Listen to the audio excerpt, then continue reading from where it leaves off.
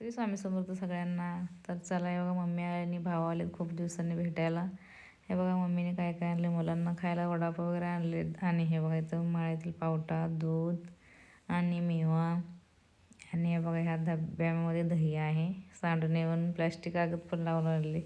आणि हे बघा सगळ्यात फेवरेट म्हणजे मला आवडतं मक्याचं कणीस. तर मला खूप आवडतं, त्याच्यामुळे बघा घेऊन आले.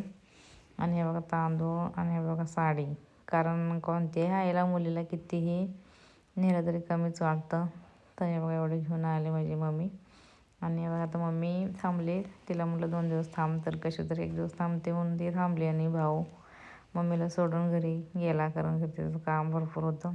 तर आता चाललं सकाळचा स्वयंपाक. आणि बघा इथं आमची सासऱ्यांची बहीण आणि सासरे आमचे दोघेजण मिळून नाश्ता करतात.